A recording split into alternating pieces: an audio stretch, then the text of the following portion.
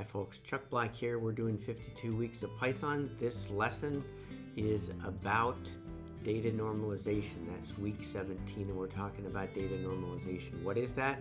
Well, that's how you deal with things that you and I as humans can figure out pretty easily, like that all of these are pretty much the same, all of those are the same, these MAC addresses are the same, but it's difficult for computers. So how do you deal with that? Well, one of the ways to deal with it is by normalizing that data into a standard format. And so we're going to talk about how we do that. We're also going to talk about tools that are available that help in normalization of data, such as the IP addressing library that's available in Python that allows you to deal with things like IP addresses and subnets.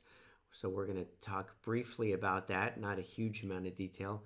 I'm also going to talk about Napalm and how that allows you to consistently get data from different types of devices and allow that library, that package, to do some normalization for you. And I talk a little bit about the difficulty of doing this. You're looking here at a config diff and you can see that, some of the things you can solve, other things are just kind of difficult. Like look at this, the time of day that the running config was last done at. Well, that's not indication of difference in the configuration per se, so we don't want to highlight that, but it is different when you come to just comparing the two files like this diff does. So that's what we'll be talking about. Hopefully it will be helpful to you. I'm going to be talking about a few things in a general Python sense that maybe you didn't know, and then I'll talk about the things that I mentioned earlier as well. Hopefully it'll be useful, and let's go to the lesson. Okay, so we're doing this lesson called Normalizing Data. Now, what do I mean when I use the phrase normalize data? Well, here's the thing. If you look at this thing over here on the left, you can look at each of these and you can say, oh yeah, that's the name Chuck Black. It doesn't matter that it's capitalized on the first letter of both names, like in the first one, or if it's all smalls or all caps, or even if it was a mix, you'd be able to immediately tell, yes, that is the name Chuck Black. Now, what is easy for us as humans, I'm assuming you were all humans that are watching this, except maybe David Bombal. Sometimes I wonder if he's either a robot or an alien in human form. But for the rest of us, normal humans, we can figure this out pretty easily and determine that. But it's much more difficult for a computer to deal with that. And just to give you an example, to make it maybe a little bit more relevant, and maybe this will tell you about when I'm actually recording this, I typed in U.S. Capitol building riots into Google and I get these things. And if I were to change this to just be capitalizing it, well, Google, as you probably know, just forces everything into one case or the other, and it doesn't really care about capitalization. So they've dealt with this normalization of data such that the capitalization or not doesn't really matter. In our situation with the names, of course, we as humans can figure this out. We would have to help the computer to figure it out a little bit more. Now that's fine for names. How does that apply to networking for those of you that are networking people? Well, I'm not getting there yet. As I remind myself, we're looking at one more human type thing. Maybe this one is a little bit better example. So how do you put your phone number? So here in the United States, we have a number of different formats for doing a phone number. They can be input with open and closed parentheses over the area code here. There can be a dash or no dash. You can just eliminate the parentheses entirely and just leave blanks. You could leave one blank and have one dash. You can have dots. You can have all dashes, etc. You can do all of these things and we can figure out the phone number. In fact, if you've ever had to do data entry of your phone number on a website or something like that, doesn't it irritate you when it says enter your phone number in the format and then it gives you parentheses and then a space or not and a dash, etc. That's so annoying because it's so easy to deal with this. I have no idea why some input mechanisms, maybe they're just really ancient or something like that when they deal with it. But we need to be able to deal with stuff like this. And like I alluded to, and I forgot that I had phone numbers first, in the networking world, what about these things, MAC address formats? Now, you may recognize these different formats. I believe this one down here at the bottom is what Cisco uses on some of their devices. It wouldn't surprise me if on other Cisco devices they use colon after every octet. Some of them use dashes. There's many different ways that people do this. So the question is, how are you going to like search for a MAC address if you have these different formats? So you can do a bunch of different searches. So every time you do a search, you're doing multiple searches. Or you can do what we typically do, which is normalize data. And what that means is take the data and put it into a normalized format that is not, typically it's not going to be biased towards one or the other, or we coerce it into a standard format that we want it to be, and then we use that. So I'm going to show some examples in code of how we can easily do that. Now there's a couple other things I want to do as a preface of what we're going to talk about. There's a higher level of this normalization. If you recall, we are able to gather configuration information from devices, and here I'm showing an example of a diff that was done a while ago, earlier this morning on the Nexus Sandbox device where I did a diff. It's probably different now because they change pretty regularly. So I'm just using a tool that does a diff and prints it out really nicely. And so that's quite nice. There are other tools that will allow you to do diffs of configuration, like in Napalm, there's something that does that. But you just kind of want to be aware of this, whether you end this lesson understanding exactly how to do everything, which you probably won't, or if you just have a better idea of the domain and understand how to simply do some things, then that's kind of where I want you to be. So we're going to, without any further ado, we're going to dive a little bit into exactly how you can do some of this normalization stuff. So let's look at this little piece of code that I wrote, normalize data, that does a few normalization tasks. So here it is. Here's my normalization test. You can see as a result, it's going to be printing the stuff out after it does some normalization. You can see I'm using string normalization, MAC address normalization, and actually some IP address normalization that should be interesting to look at as well. There's going to be a few things that I'm going to be talking about that are useful in general, that goes beyond normalization, and so you might want to listen in even if you have the general idea of, doing lower casing of strings, etc. So these are my device dictionaries. This is my device dictionary. I just took it from L01 device way back when, and what I did was I copied it here, and then I made a second copy of it, called the first one device 1, the second one device 2. I'll give you a second when I say what type of data structure is this. Hopefully you'll be coming back with the answer. This is a dictionary. This would be the key. This would be the value. So the key is name and the value is SBX, whatever that is. I can't remember why I did it like that, but that's how I set it up. Now, this is how I originally had it set up.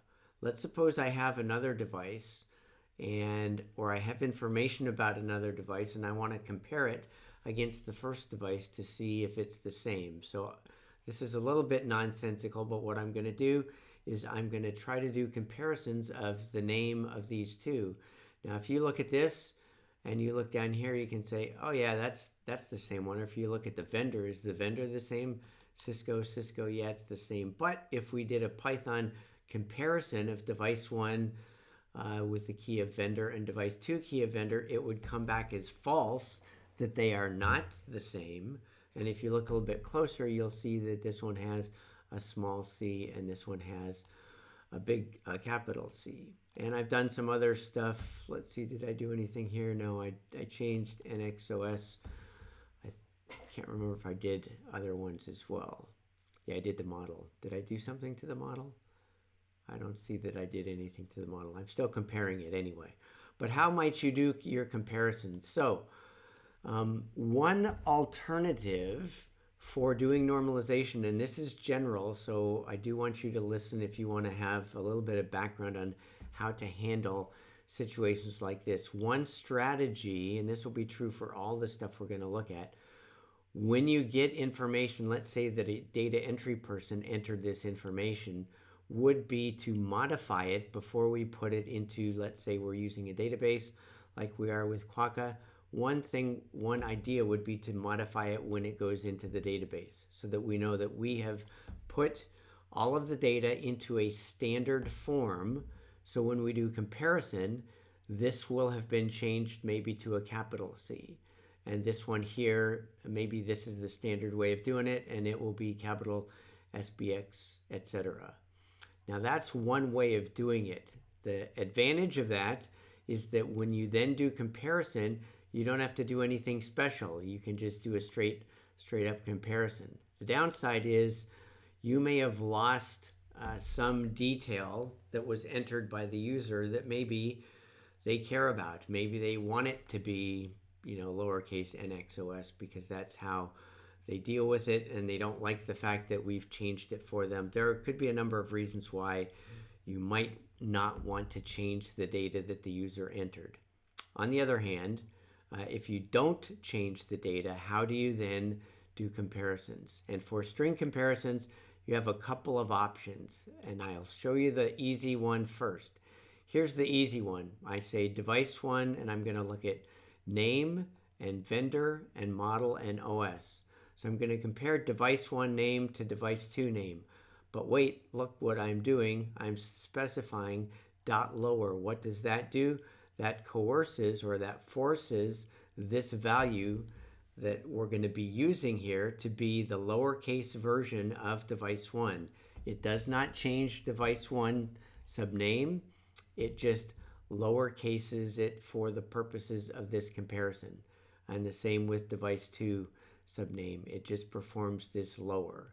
Now, on some of these, you may look and say, well, let's say that we're doing the vendor, then I don't really need to do .lower here because I know that the value is already lowercase. Well, number one, in this case, we know that it's lower, but we may not know that it's lower always. And in general, it's just always a good idea to do things consistently, symmetrically, so that you don't have weird situations where like you've eliminated lower from that, and then it may come back to bite you in the butt later on. So I recommend doing it consistently and the same all the way through. Now, also, if you have familiarity with other languages like C or Java, maybe other languages too, you will know that they have comparison capabilities that allow you to do basically an ignore case version of this equality operator. And Python does not have that. It does not have an equality operator that ignores case. You could, of course, create that using more advanced Python capabilities to extend string, but that's not what we're doing here. So we're just using the basic kind of primitive built-in functionality, and we're doing .lower. Now you may look this up and you may find somebody who says, oh, you can't do lower because there's certain other character sets that when you do lower and then you go back to the way that it was, or you do upper, then it actually ends up changing the value. I saw examples in Greek and German of this, and consequently what Python has done is they've come up with another built-in function called casefold, and this basically is going to do a casefold and make it to be lowercase, but it's using Unicode rules for doing this, and all you need to know is that it's doing lower, but it's doing it in a safe manner. And frankly, I didn't know about casefold until I looked it up today. There's probably more to it than that, but I just want to highlight that. Lower is what you should think of in your mind, but you may want to be using this function in order to do it if you have character sets that maybe are not standard ones that we're used to dealing with. So that is normalization, and you can see that these all worked in that situation. Now let's look at MAC address normalization next.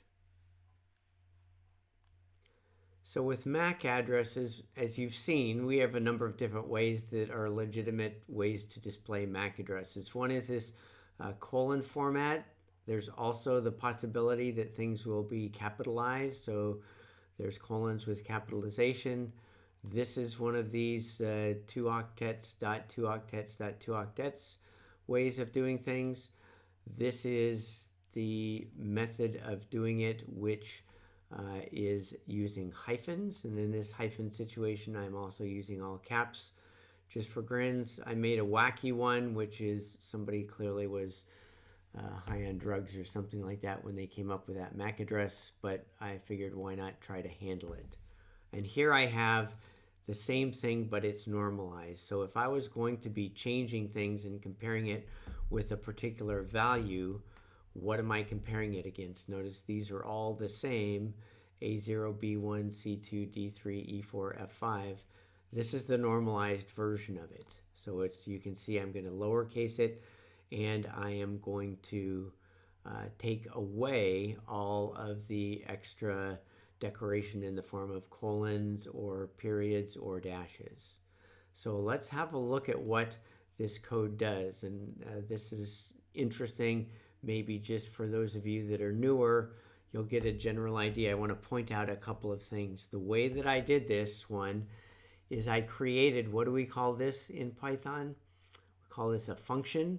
My function is called normalize, and I'm going to be taking as input a MAC address, and I'm going to be returning a normalized MAC address. And if we cheat and look ahead, what I'm going to be doing is I'm going to be comparing MAC adder colons, this one here, with MAC adder caps, which is that one, with the dots one, with the hyphens one, with the wacky one, and with this normalized one.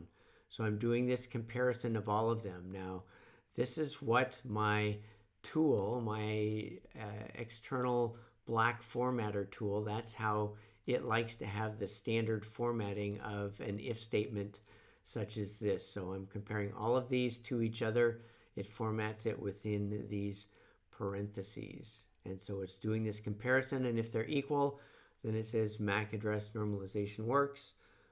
Sure enough, over here I saw that I did try it, run it, and it worked. So let's look at what normalize does. Remember, I'm calling normalize. Now, for those of you that are new, you need to think about this. When I call normalize, what is the result of calling normalize? Well, the result of doing it in our situation is it's going to return a value. So this right here, when I call normalize MAC adder colons, that is going to basically, once it gets called, it's going to return a string. And the same thing when I call this, it's going to return a string. When I call this, it's going to return a string. Now, what is this string going to be? Well, it's going to take this thing called MAC that I pass in, and you can see the first time I passed in colons, that's this one up here. The second time I passed in caps, the third time dots, etc. So I'm going to be calling this over and over and over and over and over again, and it's going to return a string. And what will the string be? Now, look closely at this, because you will run into this a lot, and this is a little bit of an extreme case of something that you do very common in programming languages. What we call this, if this is a function, if I'm calling functions, we call this function chaining. That's where I have dot, and then there's a function, and then dot, and I call another function, dot, I call another function, etc., etc. So I'm calling these functions, and trying to remember, I think I talked about this a little bit in the walkthrough. A function, like we see here, normalize, if it's part of a class, then we call it a method. So a method is just a function inside a class. So this will be called either function chaining or method chaining. It will mean effectively the same thing. So here we'll think of it, just simplify things, as function chaining. So what happens? You're gonna read from left to right in a situation like this. Remember some of the stuff that we've done, like with list comprehensions, we started from the inside and worked out. There are no brackets or anything that would force us to start in the middle or on the inside. In this situation, we're just going to start from the left because these are all kind of equal level with each other. So let's start here. What is MAC?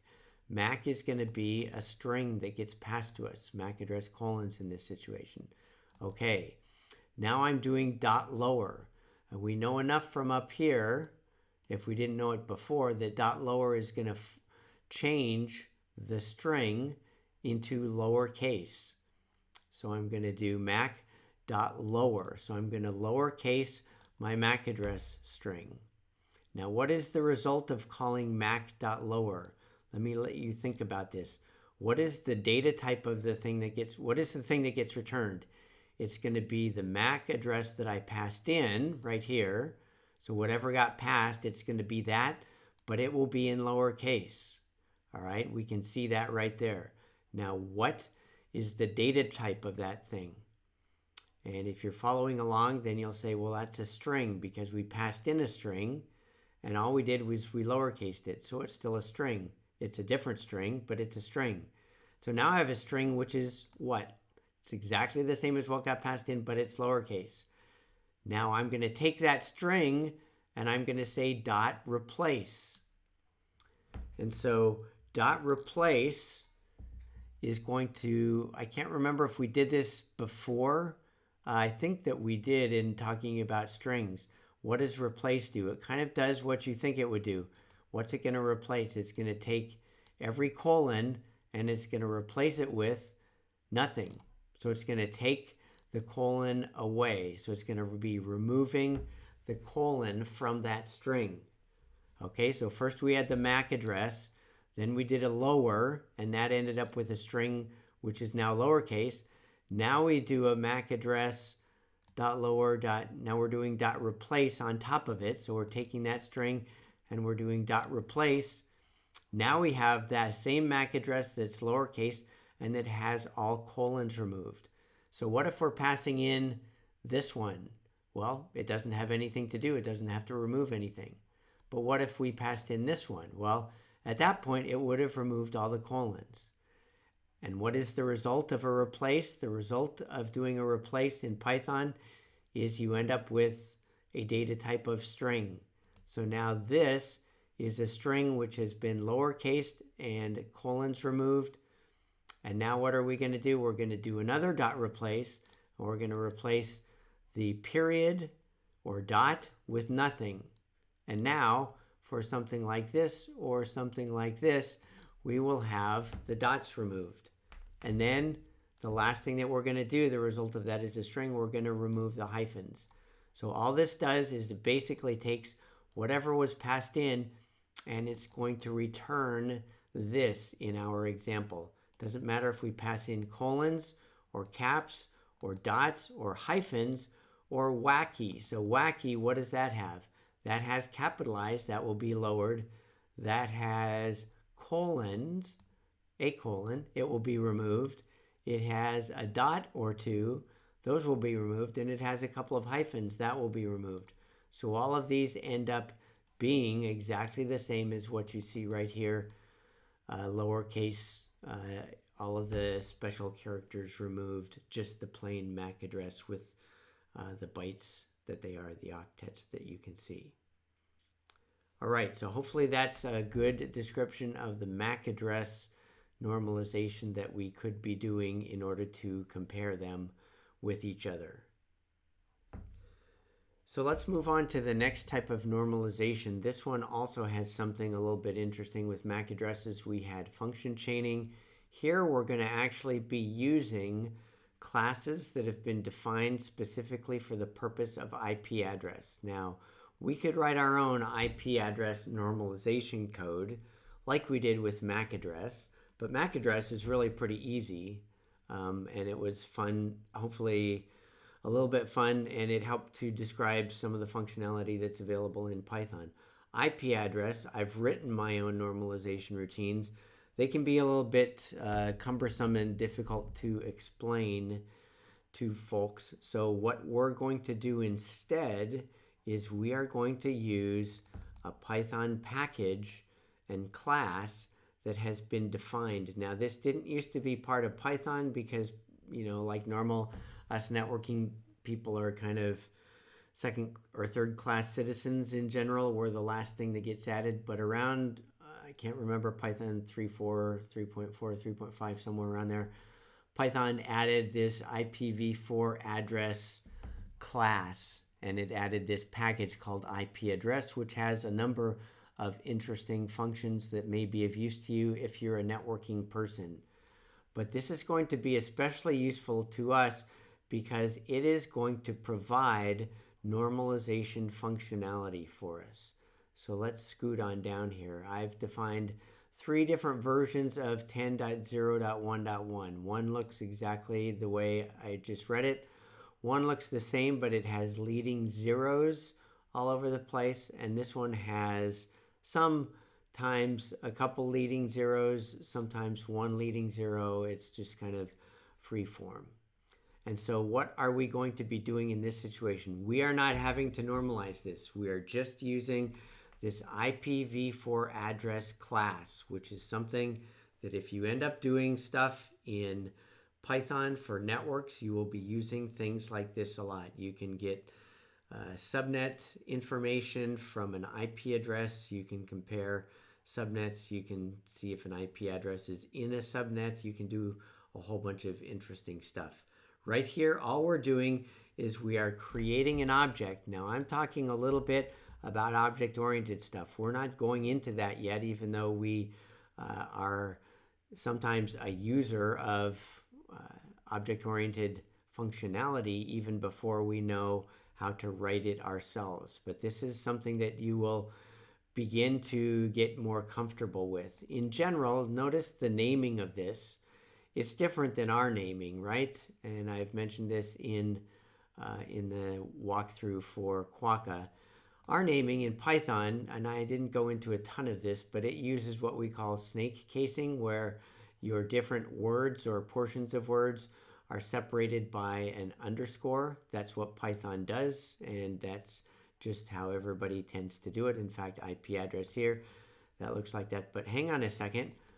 This thing, I could have easily done IP underscore v4 underscore address and not done any capitalization. Why is this capitalized? Well, it's capitalized because by convention, what we tend to do when we're referring to a class in Python is we use what's called camel casing. Camel casing does a capitalization at every new word. So in this situation, the best example is the A. It's a new word, and so it is capitalized. And this is just how they decided to create it. It's not enforced in Python. In other words, this is a naming convention. It's a convention only. It's not a syntactically enforced requirement, but it is a clue to you that, hey, we're talking about a class here. So I'm going to create this thing called IP address, an instance, an object instance, and I'm going to pass in IPAddr1. Now, you don't have to understand all the nuances of this, all the details of any class type stuff, but just be aware the end result of this is going to be an object with an IP address of 10.0.1.1. This one here is going to be an object with an IP address of 10.000.001.001. Guess what? That's going to end up being exactly the same as the first one because us humans can tell that it's the same, and so the people that implemented IPv4 address class have made it such that these will be normalized, and when we do a comparison like I'm doing here, then it will get rid of the different leading zeros in this situation, and it will allow you to do an honest comparison. So IPv4 address, IPAddr3, and you can see over here IP address normalization work. So we didn't really do this. We allowed Python functionality to do all the normalization for us. And this is one of the reasons people say, Python is cool because everything's included. So much of what you need to do has already been written. You do not have to write it yourself. It's either part of Python normally, or else you can install a package and then import that package, similar to what we did with Tabulate and that we will be doing with other stuff later on.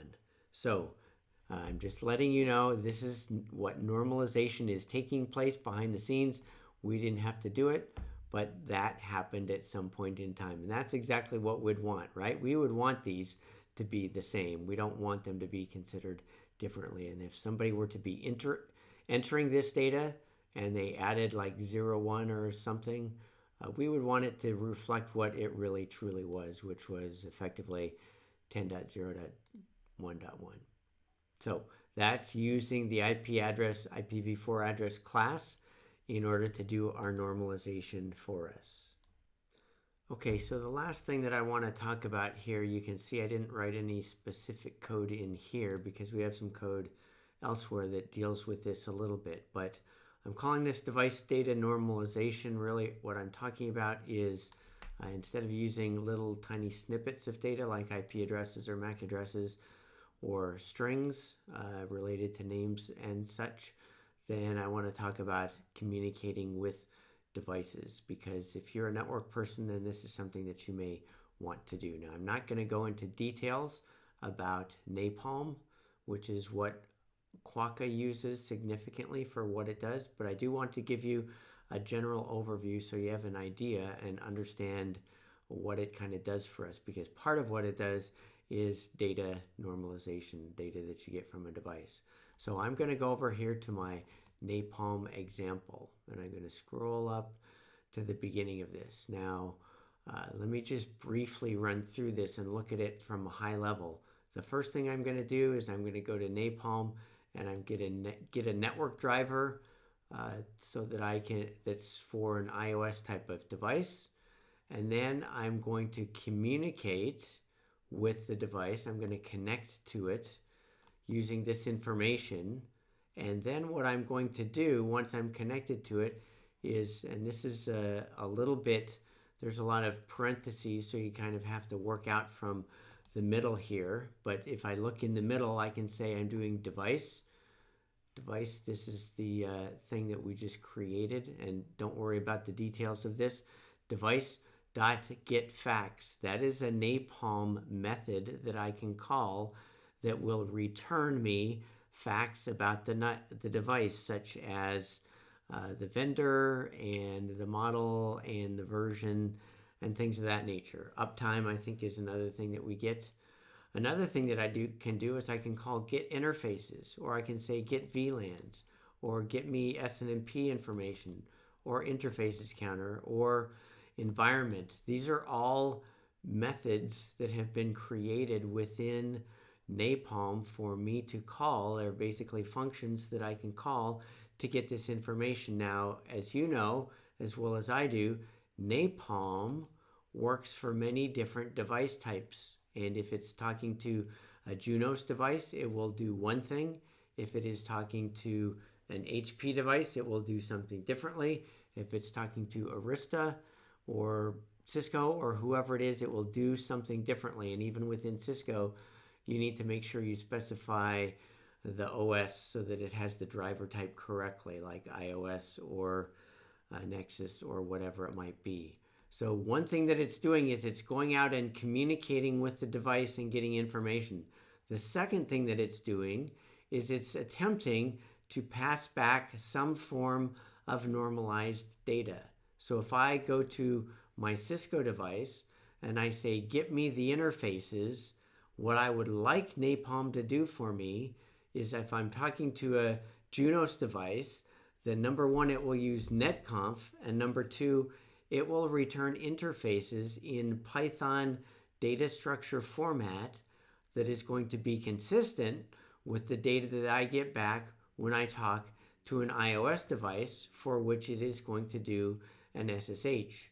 So two things. One is the communication with the device to gather the data, and the second thing is returning the data in a consistent manner so that I, as an application writer, don't have to deal with all of the different differences between the various vendor way that they store the data and the way that they return the data. It will be normalized. This data that it returns will, for the most part, be normalized. So that is something that's important, and we're making use once again of functionality that does both the abstraction for talking in the same manner to an iOS device as to a Junos device, as to an HP ProCurve device, as well as giving us back the data in some type of standard fashion. And you would call that also normalized data. So that's one thing about Napalm that we want to be aware of. Now, the second thing that we can be aware of is this. And I spent a fair amount of time trying to get this functionality in Napalm to work the way that I expected it to work. And perhaps because I am communicating with these devices that are in the cloud. I think this was one of the devices that I was using when I had CML up and running in my lab, and so it was did a little bit better job of doing what I wanted it to do.